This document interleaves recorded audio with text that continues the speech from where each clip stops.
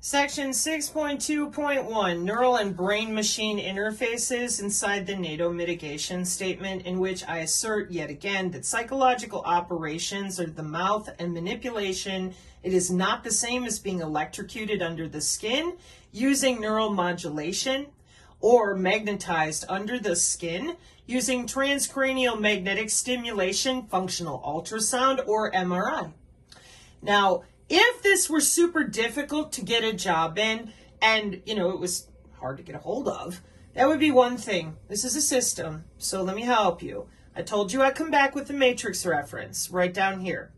For instance, closed loop monitoring of human operator attention combined with AI-driven decision aids, secure visual display content, and augmented reality displays may provide the means to delivering information directly to the brain, like brain-machine interface concepts presented in the movie The Matrix. Such technology poses clear threats to human autonomy and societal democracies, not just in terms of LC and other privacy concerns, but also in the context of cybersecurity and cyber supremacy, which is why the need to use human augmentation may ultimately be dictated by national interest.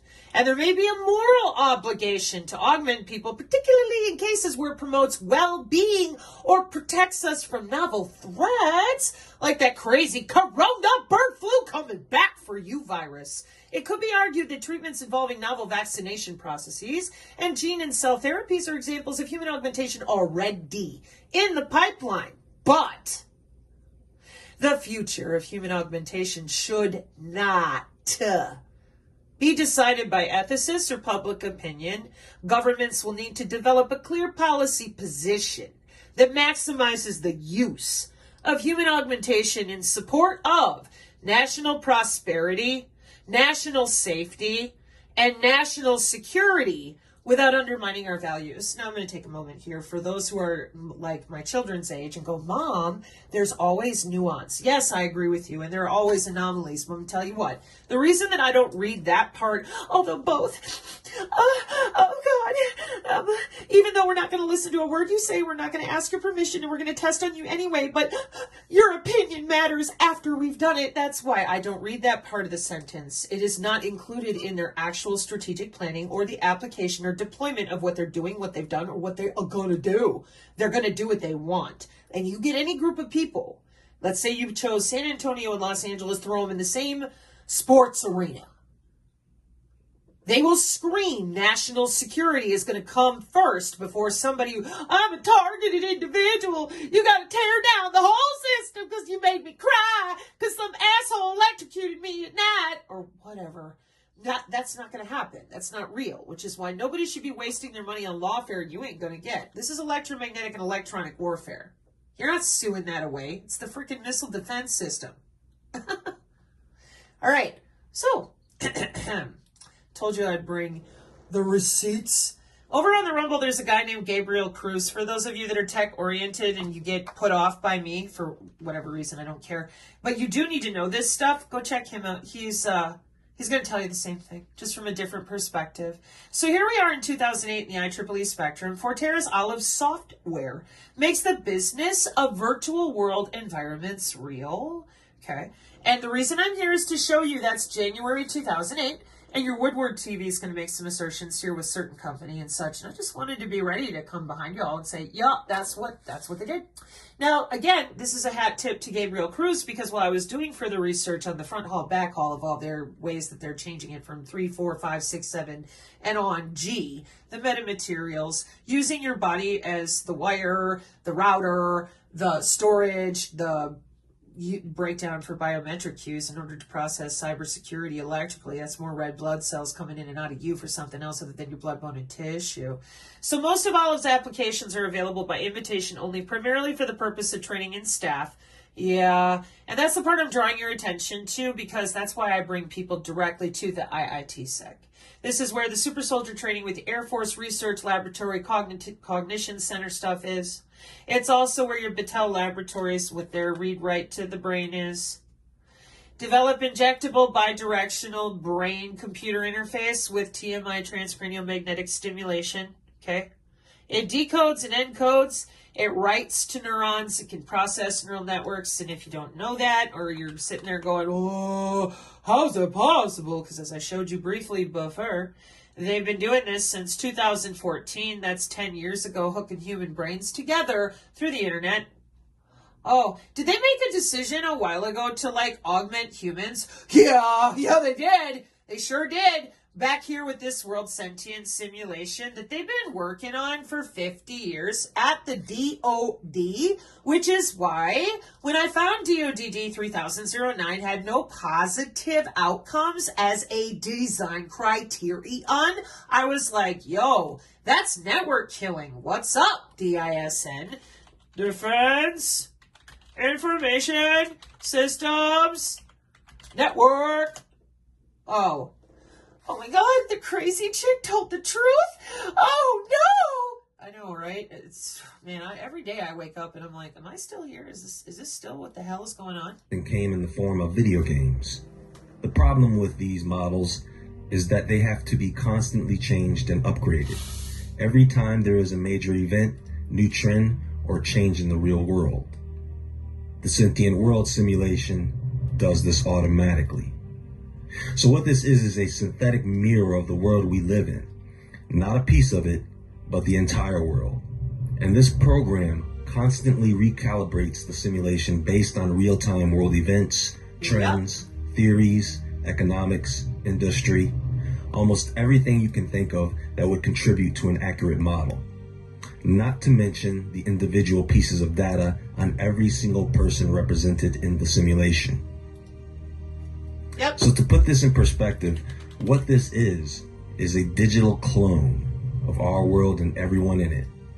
Now, okay, so a digital clone of our world and everyone in it. Digital twins started out with the Internet of Things and the Internet of Bodies. That's why we heard a few peeps about the Internet of Bodies. But what they failed to disclose to you, which I just did, about the fact that this is super fucking personal, man.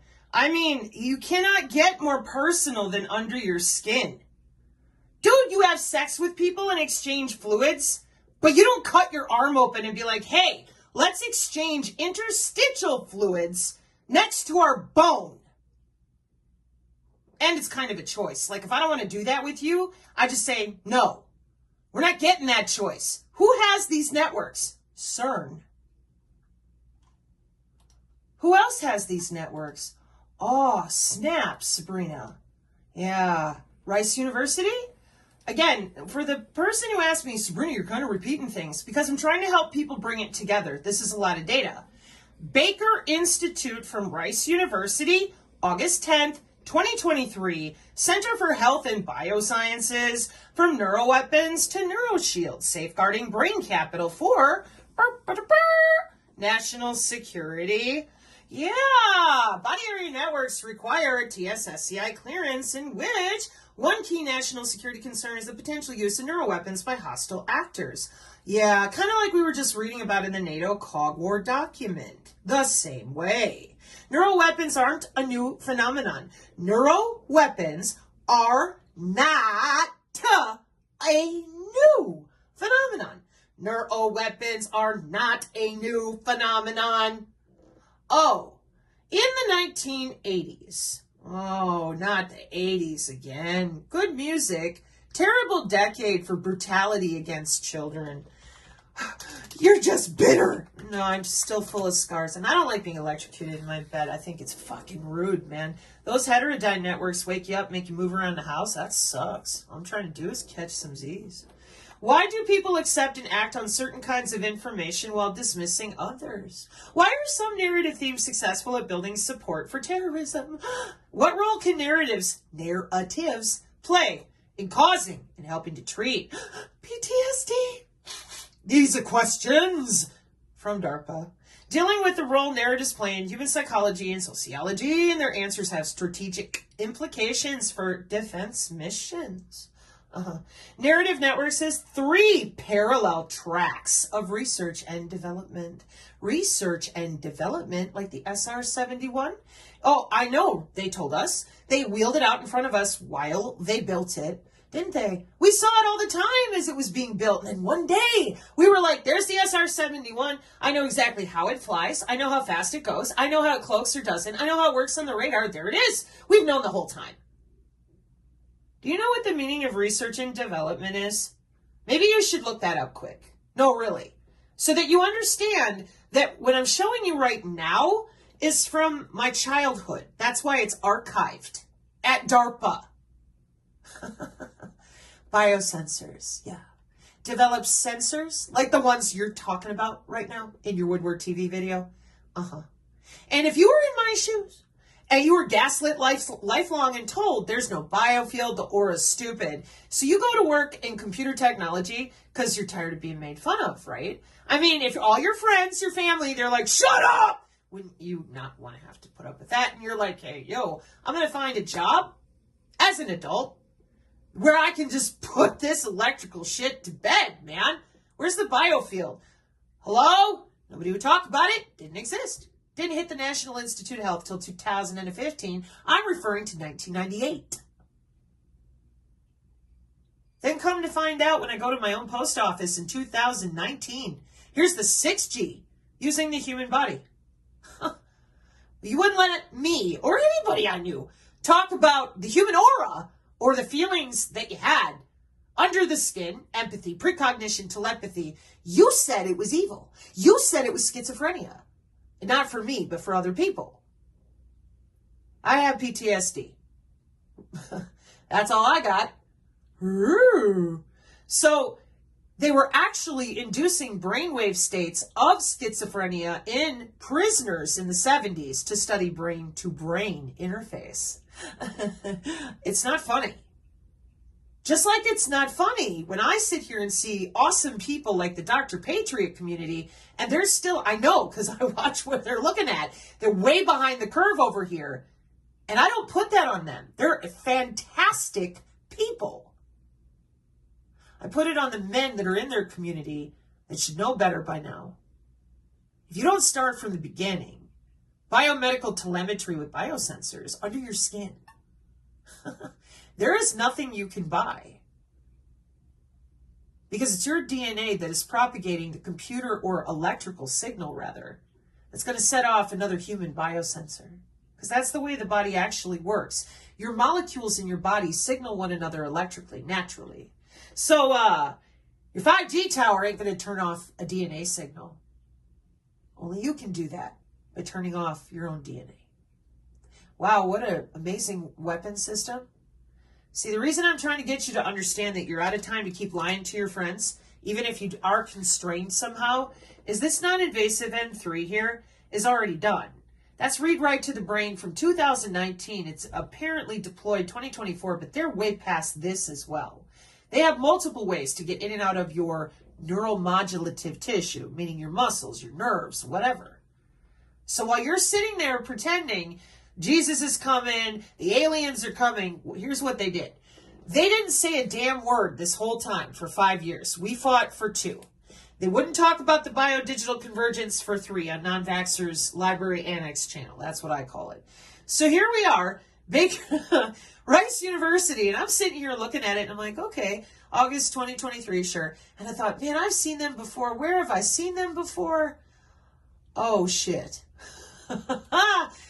Nanotubes assemble. Rice University introduces Tesla fluorescence in 2016. And I'm like, oh no. Remotely. It's great. Because Tesla fluorescence is remote. What we've designed, and we've done this very, very quietly, but we're glad to now release it to the world, is this idea of Tesla. In 2016, same people who are going to be your neuro shield. Fluorescence, which is a discovery we made several years ago, and we've been developing it.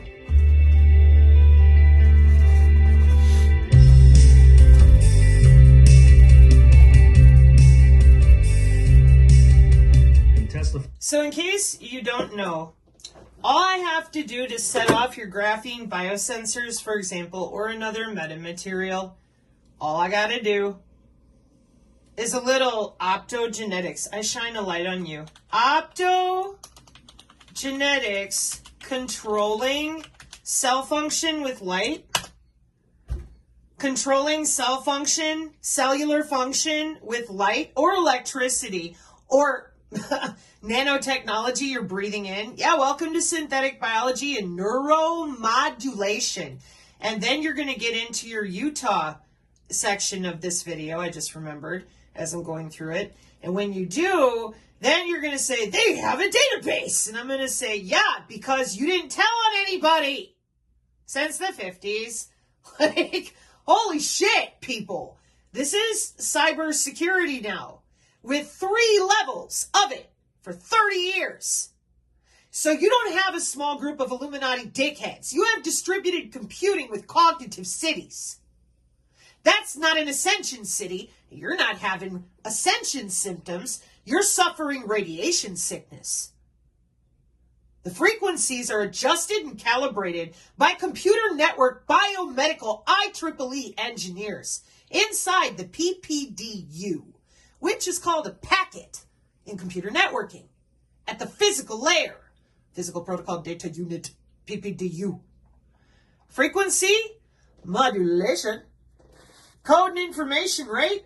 Body area network ID, sender recipient, frame control, little pair at T to ensure quality of service, of course, in the W-band routing protocols. And the MAC ID. And what's it for?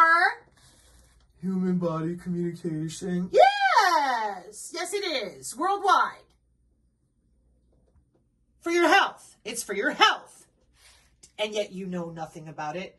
All right, so back over here with what used to be the difference between things and humans is now, due to your digital copy, the Internet of Everything.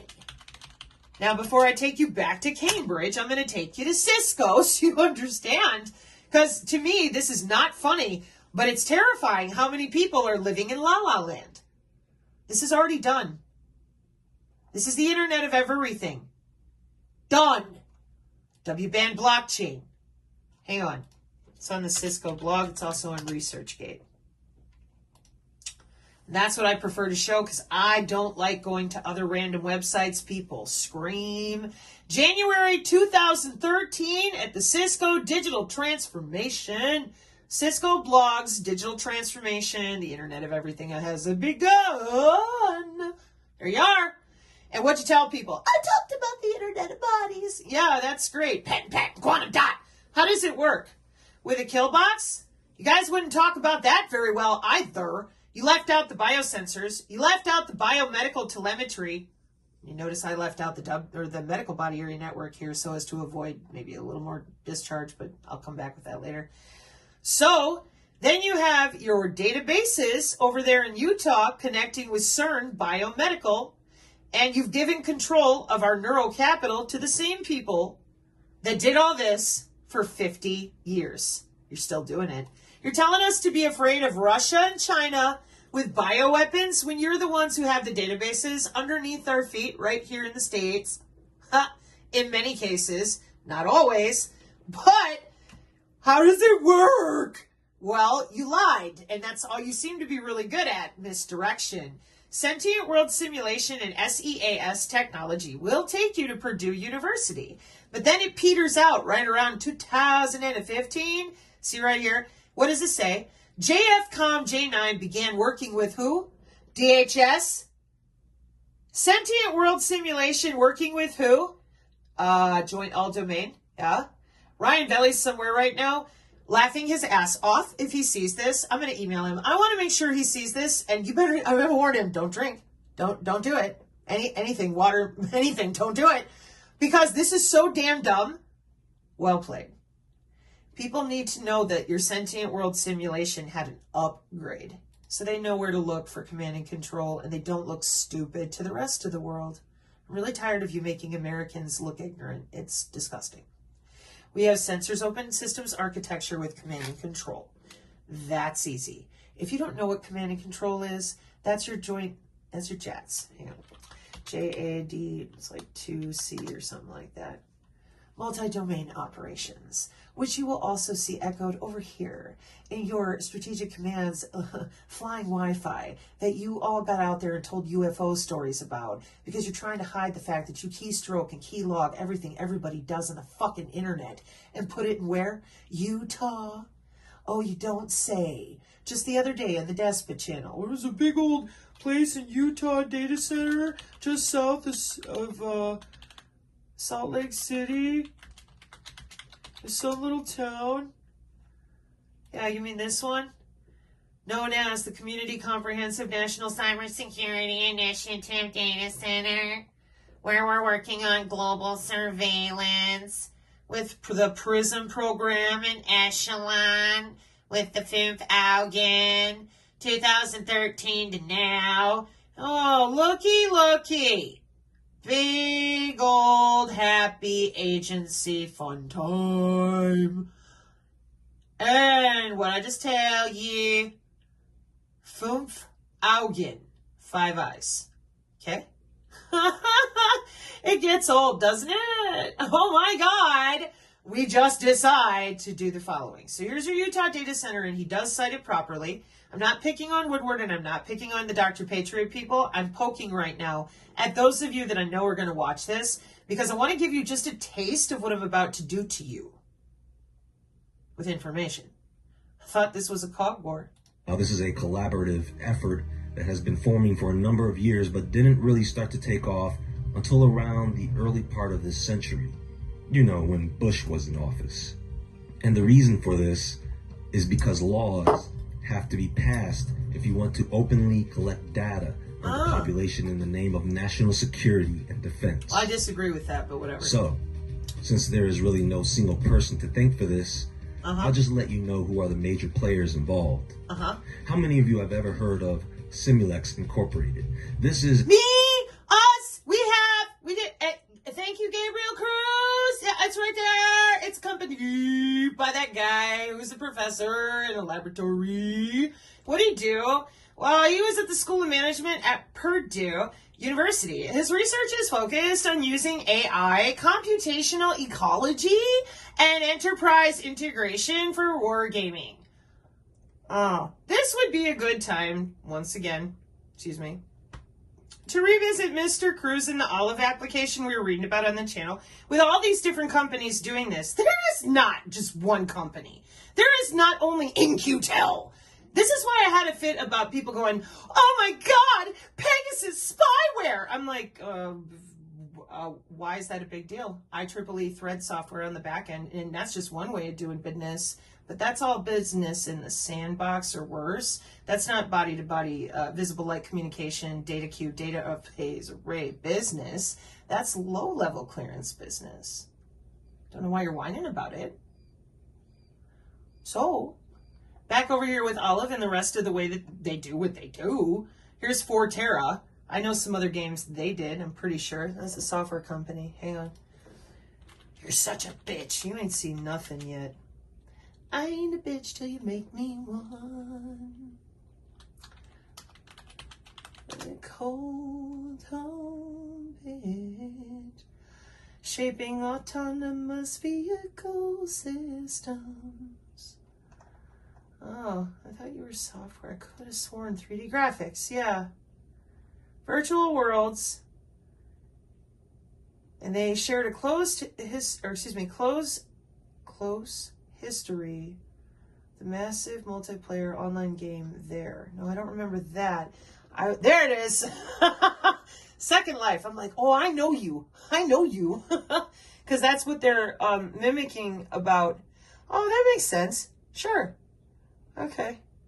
As far as like who they were talking to and working with. So anyways, the other paper that I pulled with this, not Forterra, nobody cares about that, is your IEEE Spectrum Simulation Testbed for Dynamic Spectrum Access. This is for those of you who are studious synergists. Dynamic spectrum management is part of where we're going to head. We have to, because of the photonics and the way they're spreading this out between the bands. Our channel is about real cybersecurity mitigation that we do have control of. You fire a signal on me, you better hope that you are able to have people left over that can claim your belongings.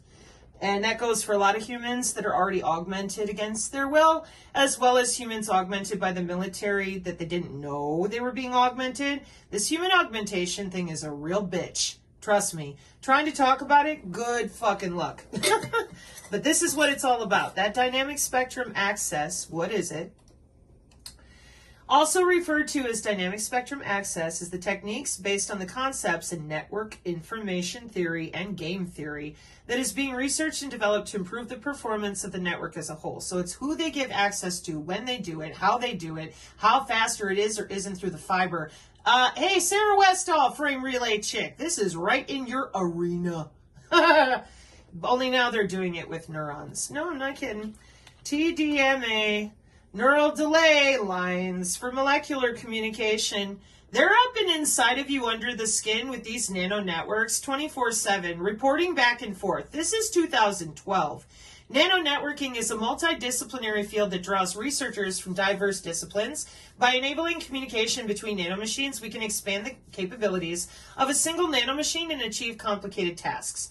Among the various techniques, molecular communication is identified as the most promising approach for communication in nano networks. Neural network, which is composed of neurons, is an appropriate option for long-range molecular communication. In this paper, we propose a multiplexing and buffering mechanism which utilizes neural delay lines for neural molecular communication. The performance of our model is evaluated by simulations, and the results demonstrate significant improvements on the performance when neural delay lines are employed. So if we're using brain-to-brain interface, and we are, and we've got SQL Hive, and we've got back in 2019, the first multi-sender to single receiver. We also send and fire up computer networks.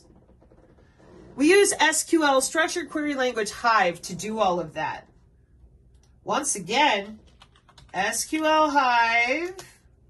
Yeah, Apache, really old software that we've had like the whole time. Only now it's with Kubernetes containers in the back end of the United States Air Force, AVMS, and everything else that goes with it. No longer stovepiped in your Department of Defense for the Zero Trust policy with the DoD, which I've said repeatedly since April 2022. Marine Corps, I said. Zero Trust is from the 50s with the original Men in Black squads. What the fuck are you doing? That's what I should have said. No more Phil Schneider. That's what I should have said. Is a graphic software development company that conveniently started in 2001 that is regularly contracted by the U.S. government, and what they have created with resources from Purdue University's Krannert School of Management and the U.S. Department of Defense, along with a few other very large companies, is SEAS, Synthetic Environments for Analysis and Simulation. Oh, make no mistake about it, folks, this is very real. You're probably thinking, well, what does this have to do with me? Everything. This is how it works. This program collects data. Wherever you are, whatever you are doing right now, this system is compiling data on you. And not just about where you are and what you are doing, but how you are feeling. Because after all, you cannot truly have an accurate simulation without factoring in real human emotion. Right now, there is a miniature digital version of you living, meaning in a sentient nature, in a synthetic digital environment. People, this is the... Just real quick, I forgot about this part of the video. I would like to introduce you to Petri dish brain. Brain cells in a dish. Clusters of about 800,000 neurons. Okay, they nickname it dish brain, and they taught these neurons how to play Pong. They've upgraded. Now they have brain in a jar. Futurama. No, I'm not kidding. Brain in a jar. No, not brain in a vat. New Atlas. And it's called biocomputing. Again, people not talking about what they do when they go to work. What is meant by biocomputing? Well, it's a computer that uses components of a biological organism. Are you a biological organism, or have you already become partially synthetic? A computer that uses components of biological origin, such as molecules of DNA, instead of, did you read it? electrical components, and that's yeah. Sims game from hell. Yep. Do you know that with this program, I can throw you into a scenario where there is a catastrophe just to see how you react to it? Yeah, so about that, for those of you that are now probably sitting there thinking, but, your Congress has already partially passed the Modernization Act to the FDA for 2022. And that's kind of a big deal, too, even though it's only through the Senate. It's not through the House, but they're doing grants and they're playing around with your digital twin. This bill authorizes the use of certain alternatives to animal testing, which is a good thing, right? What is a cell base to say in a computer model? It's your phase array system with apps like Bioconductor for wetware, using the back end of these body area networks, potentially with something as simple as visible light communication, which is what all your fancy street lamps are for.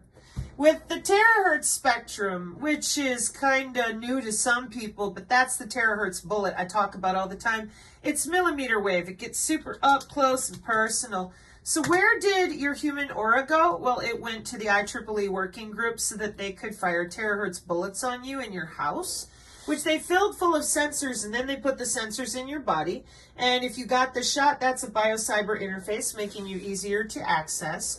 The body, it doesn't mean you're going to die, and it's not the mark of the beast. The body area network, 802.15.6 since 1995. The mesh networks were earlier. The internal biosensors, I have scars on my body. I was born in 1979. And then your BLE. And it all goes back to your wireless personal area networks, which do include your millimeter wave, pencil-thin precision, terahertz, radiation, quantum healing wand under or over the skin to get it in. Get what in? That phase array signal that I was showing you with the blimp. They use the beam steering on their phone. Fuck up the piezoelectric response and the electrical conductivity of your muscle and bone. They can twist your muscles around your bone. Okay. Machine learning for the W-band, so you understand this is a problem, right? Because it never ends. I try to explain to people, hiding this from other humans is super fucking bad. It's dangerous and it's bad. The FCC won't let me be or let you be you on anybody's TV. The Federal Communications Commission finalized the rules for the medical body area networks. Dear Lord in heaven, leave me alone. A network of sensors and actuators worn on the human body or in now, because this is back in 2018, this is 2014, that communicate with a controlling device via a wireless link with a spectrum allocation in the S-band. That's what we're going to talk about, dynamic spectrum allocation. From 2360 to 2400 megahertz, the ruling states that the 2360 to 2390 megahertz band is restricted to indoor use, while the rest of the band is open for in other locations, like residential. So everything that you see right there is in the machine learning that they can do to you remotely, wirelessly. All they need is a clearance. Fuck that.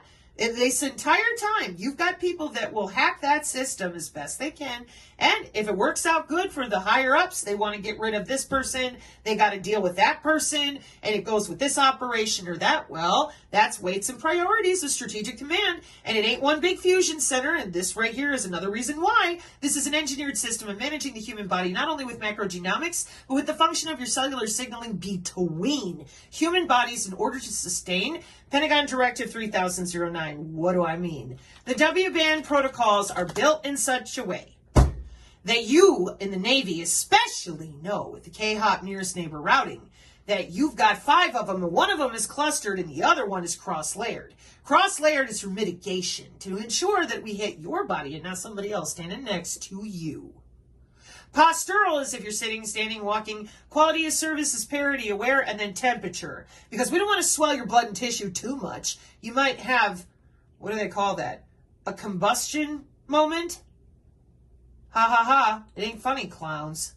So this is the stuff that they've been trying to get out in front since allegedly way back with the heart attack gun. That's how long they've been trying to explain that this system, these pieces of buffet weaponry, are available to anybody. Any of them, because these are private companies. Military does what they're told by private companies. Duh. Then they use NGOs to route the data so that you're not going to figure it out. You ain't going to find it. Nobody's going to talk about it. SAIC. Again, Go hunt down Gabriel Cruz on the Rumble. Totally worth it. Science Applications International Corporation. Okay. I should have grabbed your, you. And they're over there in Reston, Virginia, that provides government services, information, and technology support. Well, that's a company. They have totally different laws and different ways and contracts and NDAs and Lord knows what else. They get to do whatever they want. Your vote don't mean a fucking thing. Hey man, that's convenient. That way you can sell all this service non-invasive, the IEEE 802.15.6, which has disability assistance, muscle tension, monitoring, respiration, blindness, speech, and artificial hands. So back to that whole thing about human activity recognition radar that nobody will talk about. Like, if you go there, it's more than just this micro Doppler, which I went by really fast. You can go read it for yourself. Do you see this? Okay. This is where they process the features inside of that little packet we route through your body in and out of radar so they can aim and fire on you electrically using what could be on the side of your house, could be your Ring camera, could be sensors in your Fitbit. Why is that? Now for real, full circle. Why is that? How could that be possible that they're doing all this and they could use your HVAC, your smart system in your house? Okay, so given that nobody said anything and I said, how does electromagnetic warfare work? And everybody sits there and goes, we don't got to talk about that. Yes, you do. Because if people understood how simple this is, that we can only see 0.0035%, the skin is the largest organ, it's what you're using. And how does electromagnetic warfare work? Radio wave, microwave, millimeter wave, infrared, visible light. And then I say, well, what's the new intra-body communications for the nervous system taxonomy of the Internet of Medical Things? And see, this is the backbone for telehealth and e-health and m-health, all your remote healthcare, your WBAM blockchain, HIPAA, all of it. Bio surveillance. It's not a maybe, it's biosecurity and cybersecurity. Let me get rid of the DHS part. Process that collects and analyzes data to guide the application of vaccines, drugs, quarantine, and other disease control strategies that can save lives. They're watching you under the skin and recording it into databases. Oh, that was the neuromodulation image I forgot to grab for you. How long have they been looking through you in regards to your data centers with ARPANET? I've talked about this before too. But you can't really read my map very well. I gotta get a different one. Those are my cheapers. My little bird babies. They're adorable. Oh, and biosensors being around for how long? A really long time. 1956 was the first one over here. How do they work? They're made out of you. They're made out of DNA, enzyme, antibody, nucleic acid. They can be made out of anything. They respond to a signal that is external to you. It's called exogenous. I'll get there in just a second, I promise. Yeah, it's in my neural swarm folder. Should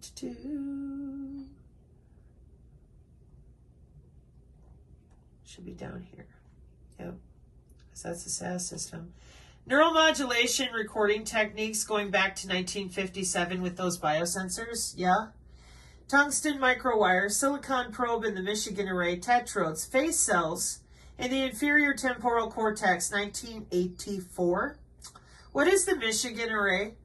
There's your Utah array in the 1990. Gosh, I wonder what their DevSoc floating smart warehouse is doing now. It's China! Oh, Shriver, you tell such cute fairy tales, don't you?